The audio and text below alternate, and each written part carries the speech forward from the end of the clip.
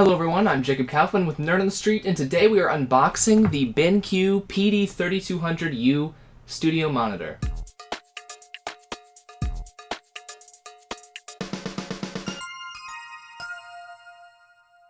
Alright everyone, so a little while ago I got this laptop that you can see off to the side of the desk here, and it's a System 76 serval workstation, and it has been a great laptop so far. Great for making videos, and it's doing everything that I need it to. One of the reasons I got that laptop is because it's got all the specs of a desktop, and the one thing that it does not have that a desktop has is a large monitor.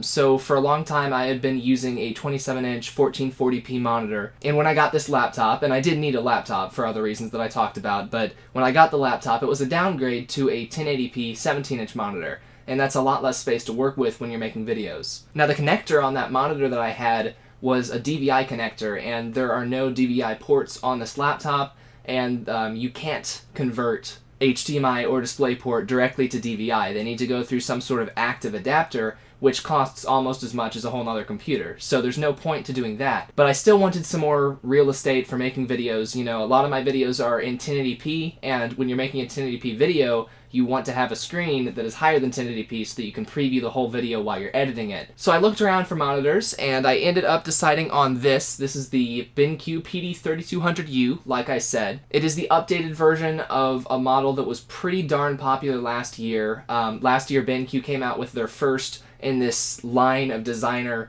monitors that are made for content creators, and they were super popular because they're a lot less expensive than past, you know, Dell and HP professional monitors have been. These BenQ monitors are a lot more affordable, and they have crazy resolutions. This is a 4K monitor. This is the first 4K monitor that I've ever had, and some of my videos are in 4K because this camera that I'm recording with right now has the ability to record in 4K. Now, I've actually uploaded 4K videos to my channel before, but I've never actually been able to watch them in 4K because the highest resolution monitor I've ever had has been a 2K monitor. So with this monitor, I'll be able to go back and watch some of my own videos in a higher quality than I've ever seen them before. So that'll be pretty interesting. But yeah, I wanted a 4K monitor. I did not want a smaller 4K monitor though, because Linux has always had issues with high DPI scaling. It's getting better, but I just didn't want to have to deal with it. I wanted a monitor big enough that I could use it in 4K without having to scale things up. And from all the reviews I read online of the previous year's model of this monitor, it sounds like I can do that with this. So this box is absolutely huge. This is way bigger of a box than I was expecting. I knew the monitor would be a little bit bigger than what I was used to. But yeah, this is a huge box. So we're going to open it up, and we're going to see just how big this thing is, and we're going to see how it works. So I'm going to carefully cut open the tape on the top of the box here. Real carefully. Alright. Okay, and thankfully it does appear that a large portion of this box is packaging, because if the monitor was this big, it would not fit on my desk. But, and I don't need anything huge. We're just going to cut the rest of this open. There's that side.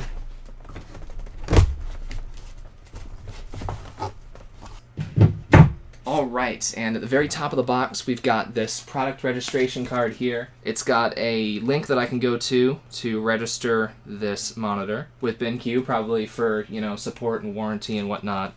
On the back it's just got the same message in a couple of other languages, but the front is English, and it's got a QR code. That's probably not sensitive, that probably just goes to this URL. So we'll set that off to the side. And the next thing in the box is the monitor. Actually, there is a small, it's kind of difficult. I'm going to tilt this to show you the top of this box. And as you can see, there's a smaller box within the box right here. So that's what I'm going to take out next. And that's a very tiny box, and it says Hotkey Puck. So this is actually a remote control for switching some of the settings on the monitor. All monitors have on-screen displays that you can use to change settings like brightness and contrast and whatnot. This monitor actually comes with a little remote that plugs into the back. Not really a huge deal, but it's interesting and nice to have. It's something a little different than other monitors. So there is that. And you'll see, we'll take this out of the bag and we'll plug it into the monitor in a bit. It's got a quick little user guide on the back. This is nice packaging so far. Very nice packaging so far. So we'll set the puck off to the side. And now I'm going to move the box down. Alright, this box does have handles on either side. Only one side's handle was popped in already. But I'll take this, move it down to the floor, and here's where I get to figure out how I'm going to take this out of the box. Reach down here. I'm just pulling things out from behind the styrofoam that I can see. This is a USB cord here. One end of this plugs into the monitor, the other end plugs into the computer, and then this has a USB 3.0 hub built into it, which is great for a laptop because laptops just naturally don't have as much I/O as desktops do, so that's nice. I have been having to switch out some of my USB plugs every now and then just because I've got like 6 or 7 different things that I plug into my computer. My laptop has 4 USB ports, which is a lot for a laptop, but yeah, it'll be great to have more now that we've got this monitor. Down here we've got looks like an HDMI cable. Comes with it. We've got, this is the DisplayPort to mini DisplayPort cable, and this is the cable that I'll actually be using right off the bat. So that's great. Down here we've got power. Wondering where that was. There it is. And this is a standard 3-prong power cable, just like you get with a desktop's power supply. So now there's nothing else that I can take out of here except the monitor. Big chunk of styrofoam.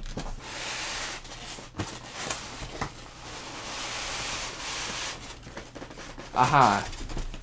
So you can see there, I think this was supposed to be the top because there are actually still things set on one side of the styrofoam. This is just going to be an excellent unboxing, isn't it?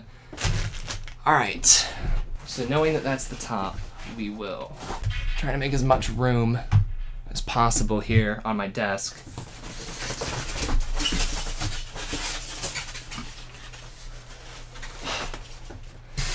Alright. So that took a minute to get that out of the box. Man, that box is just huge. There's a lot of styrofoam here, which is good because you don't want your monitor getting damaged in transit, but whew, yeah, that just took a minute to get out. So now you can see this is where I was pulling all those cables out of. These were all just sitting in these little holes in the styrofoam here at the top. So here we've also got, aside from little bits of styrofoam, we've got a packet here containing probably warranty information. Yeah, limited warranty from BenQ. We've got a quick start guide, which you can also find online. Or maybe you can't. This has the box contents, how to install the stand onto the monitor, which we might need to reference in a minute. And then user manual, drivers, and Adobe Acrobat Reader. So we won't be using this because it's Windows only. But yeah, here at the top, here is the stand for the monitor, sitting there. And we will unfold styrofoam. Now we can take it out of the bag here. Alright, so there's a stand. Looks very nice, it's metal. This is a smoother stand. Last year's model was a little bit more industrial looking and had more rough textures on it. This year's model is a little bit more subdued, it's more smooth. So yeah, this is the stand, this is the part that you see. This is the part that goes onto your desk, and you can see there are rubber feet to keep it from damaging the desk.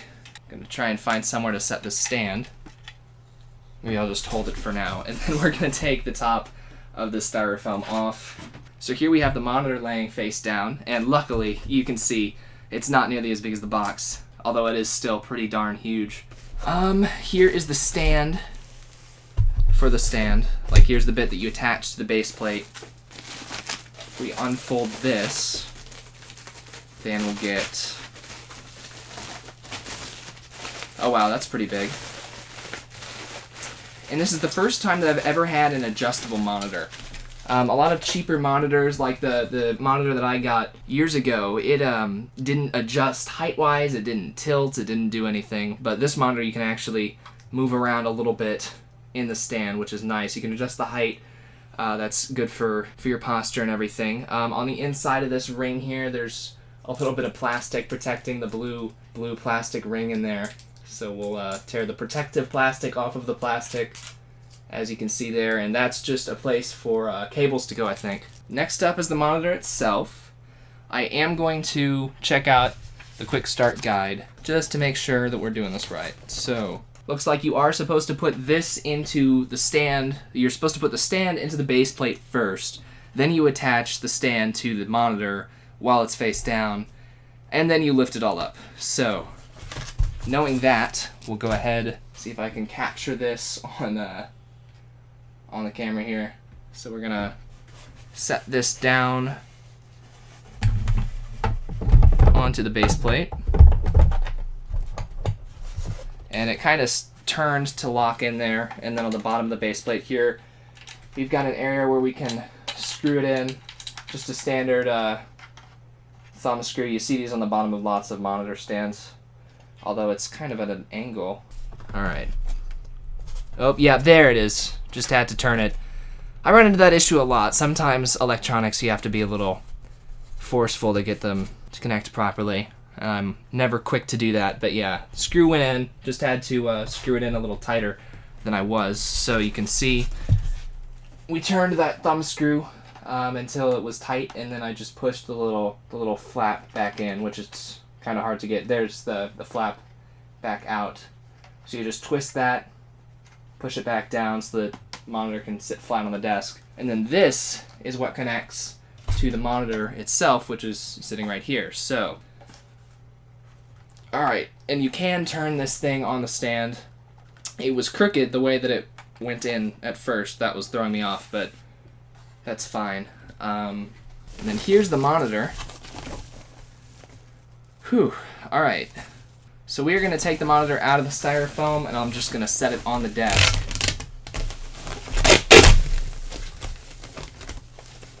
Okay.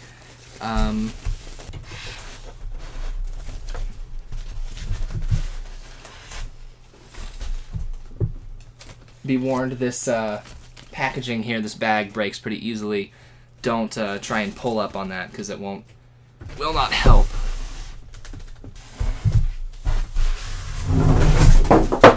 Alright, here we go. So here's the monitor. Very thin monitor for how big it is. So we're just gonna partially pull it out of the styrofoam bag. And here's where we pop in the stand, is that square right there. So I'm going to pull off this plastic here. Well, it looked like that plastic was an enclosed ring. Could have pulled it off after I put the stand in. But now we'll grab the stand. And there's a little button on the monitor below that square. So if we just put the stand onto the monitor, it just pops in. Alright, so that button is a release button, but you don't need to push it when you're putting it in for the first time.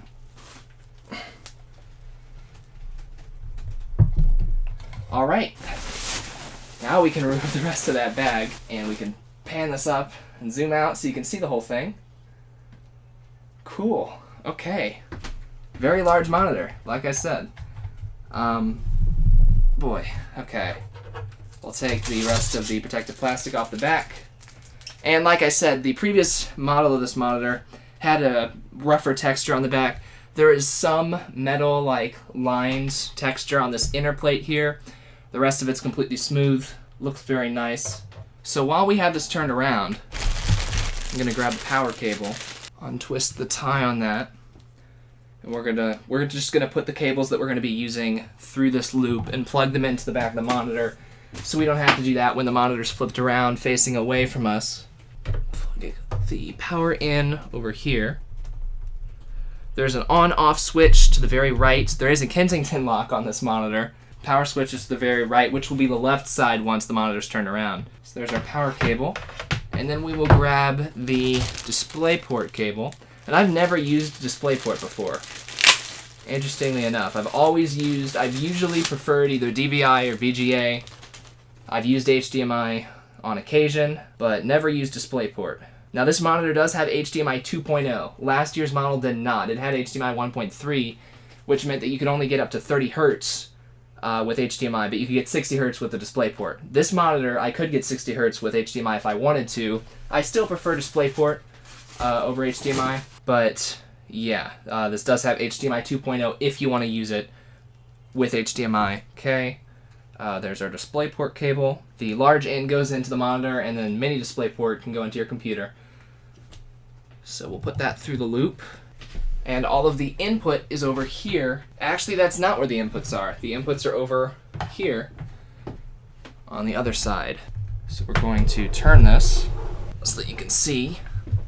Here on the right side of the monitor, wow, this thing looks nice from the front. From the right side of the monitor, that is where you can plug in your inputs. They're back here. So there's this section that's farther up that you can plug some USB things into, and SD card slot, audio, that's all great stuff. And then over here on the back a little bit further, we've got one DisplayPort, two HDMI ports, mini DisplayPort, so you can get a mini to mini cable if you want to. It just comes with a mini to full cable, just to service as many people as possible. So we will plug in that DisplayPort. Had a nice little click to plug in there. I don't think DisplayPorts actually have mechanical fasteners, but you just kind of get that feeling whenever you plug in to any port for the first time. Gonna get a little bit of leftover plastic off the back there. Okay, and then the last thing I want to plug in is the upstream USB port, which is right here. So like I said, this has a USB hub in it, and it's also a switch. You can actually plug two of these into two different computers, two of these USB ports into two different computers, and then you can use your monitor as a KVM switch if you want, to use like the same USB keyboard and mouse with two different computers. You could do that. I'm just going to be using it with one computer. But yeah, you've got four USB ports, can all be condensed down into one USB port using the hub on this thing. So that's nice. So we'll run that back. And that was on the bottom here on the, I guess it's the right side of the monitor looking at it from the front. I'm not sure which one of these ports it's supposed to plug into. I'm going to plug it into the leftmost one looking at it from the back. So yeah. All three of those cords have been run. Now we're going to rotate this thing around so that the front of the monitor is actually facing the camera. Here. All right. Wow, look at that. Big monitor. Gonna push it back toward the back of the desk here. Those rubber feet on the bottom of the monitor work really well because the monitor's pretty heavy. And so is the stand and everything. There are some styrofoam particles on the monitor. I'll have to take care of those later with a microfiber cloth. Just peeled a bit of plastic off of the receiver on the front here. I think that there's a bit more plastic over this logo here. Yeah, there we go. It always gets to that awkward point where you're not sure if you're picking at plastic or at the actual thing, but that was plastic. So yeah, we got a little receiver here. It kind of bumps out a little bit. Doesn't look that bad. Looks pretty nice. Very small bezel on this entire monitor. Gonna continue pushing it back, and I just moved the whole desk. Alright, so with the monitor, it's very easy to turn the monitor itself on the stand. It was difficult when it was just the stand, but the monitor on top of the stand provides enough weight to it where you can maneuver the monitor around pretty easily. Now this thing actually tilts as well. Aha, as you can see there. You can use this in portrait mode. I'm not going to do that. I'm going to turn it back to landscape. But yeah, you can adjust the tilt here. Oh, that's nice and easy. You can adjust the height, as you can see there. Man, it's kind of weird moving this big box around. Just going to continue working this back to the back of the desk. Yeah, you do not have to worry about this monitor sliding around your desk at all, that's for sure. Because it's very difficult to slide it even intentionally. So, all right. Man, this thing is even a little bigger than I expected it to be, even once it's out of the box. Bigger than I expected it to be, but that's okay. So we're going to plug in the USB to my... Oh, one thing that we forgot is we forgot to plug in the hockey puck. So if we zoom in on the monitor's stand here, you see that little circle indentation in the center of the frame right here. This is where the hockey puck sits, the little remote. All right, so this is a very small cable. Or it's a nice and long cable, but it's very thin cable, and it ends in a mini USB, not micro USB. but mini USB like you see on digital cameras. So you set the hockey puck here in that little circle indentation. It fits in there very nicely. There's no wiggling when it's in there, so that's nice. We'll pass that through the ring in the back and figure out where to plug this in. And the micro USB port on the bottom is all the way to the right side of the monitor. Looking at it from the front, just FYI, if you forget to plug yours in too, that way you can kind of feel for it. You don't have to turn it all the way around like I just did. Okay, so there's the remote in there. So now we'll plug it in. So USB is gonna go. Now I might move my laptop. My laptop right now is on the right side of the monitor and all my stuff is on the left side of the monitor. I might switch that around because all the USB ports are actually on the right side of the monitor, so it might be more helpful to have the laptop on the left side so everything else can plug into the monitor on the right. But for now, we'll just keep everything where it is. And the monitor's USB hub has been plugged in. Next up, we'll plug the monitor in first, and then we'll do the mini display port after that. So I'm gonna lower this down just a little. All right, and there we have plugged in the monitor. So if we click the power button here, it has turned on. Oh, sweet, all right. And it just kind of showed a splash screen, and now it's blank. So now we're gonna go over here, and I'm going to turn my laptop on. No cable connected, the monitor says. Taking a look at the monitor, very nice color, not seeing really any screen bleed at all. Cool. All right, so we're gonna pull my laptop out a little bit here. This is just a cluttered video, but all right, so I've just plugged the monitor into my laptop, and it detected immediately and turned on. All right, good job, KDE, detecting a monitor very quickly. So if I got my, oh, the mouse isn't even plugged in. I have to use my touchpad. All right, so maybe you can see I'm moving a mouse around. Here, why don't I grab, I'm gonna open a new Firefox window actually. That'll be a good test. Bring that over here. So here's a Firefox window, and I'll load up nerdonthestreet.com. And there's Nerd on the Street. Okay, wow. Very high resolution monitor. A couple of first impressions.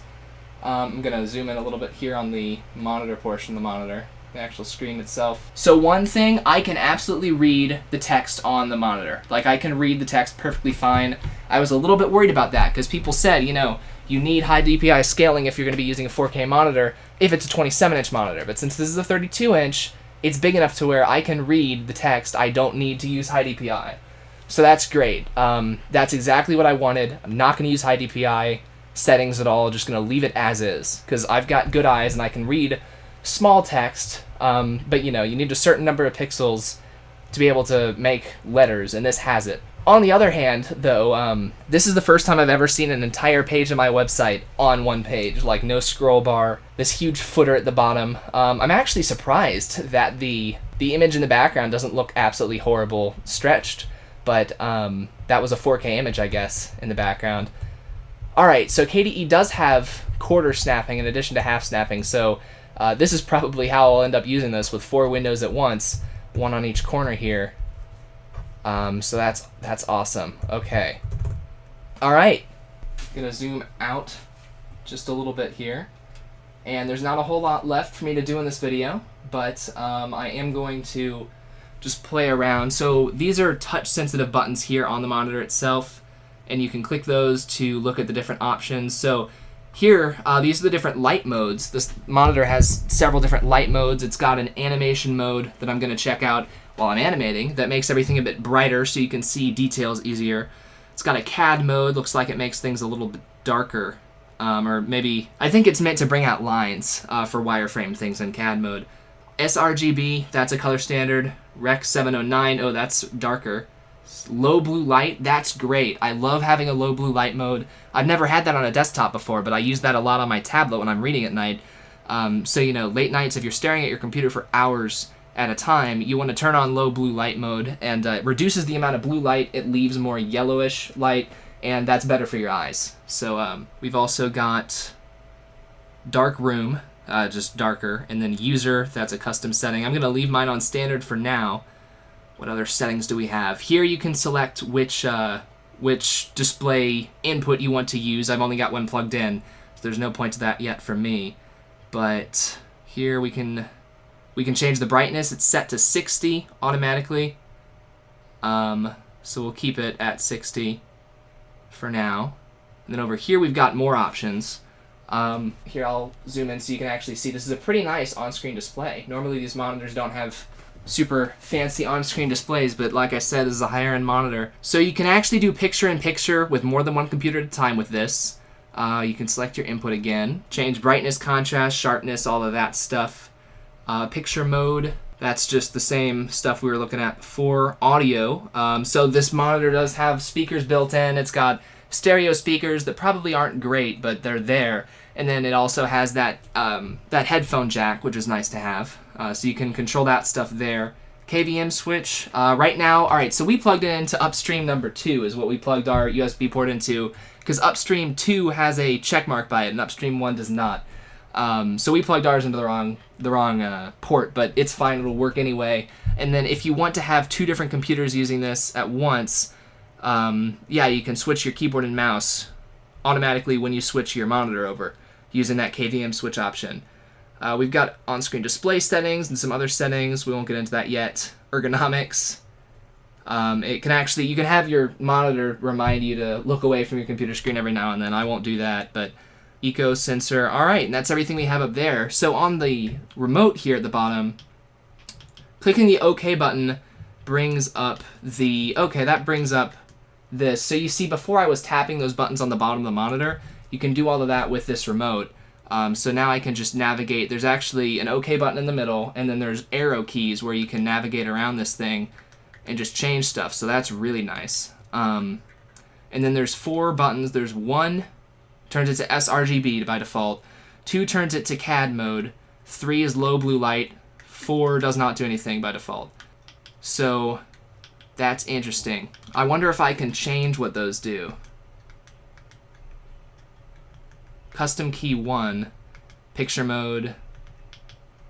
Alright, yeah, custom key 1 we want. I want custom key 1 to be standard actually. It's not doing anything. Huh. Custom key 2. Let's see, do we have the standard option still? Yeah, we do. Alright, I'm gonna have to play around with this, but you can customize what these 4 custom buttons do, so that's great. Yeah. Man, that's about everything that I have to talk about with this monitor. But, so sorry that was such a clunky unboxing. I know that was a little bit, that wasn't a horrible unboxing, but the monitor was just huge. And, alright, and there's the KDE login screen. Man, it's going to be so different. This is going to be a lot better for making videos. I've really felt cramped on the smaller screen. So yeah, the computer's had the power all along. But yeah, now I'll finally be able to actually take advantage of it on a full-size screen. Very excited about this. Let me know if any of you guys have questions about this monitor. It's relatively new. It is very similar to last year's model that I don't remember the model number of off the top of my head. But yeah, this is the BenQ PD3200U. Runs at 60 Hertz. It's 4K and 32 inches. Should be very nice to use. So yeah, I'm gonna resituate my desk now.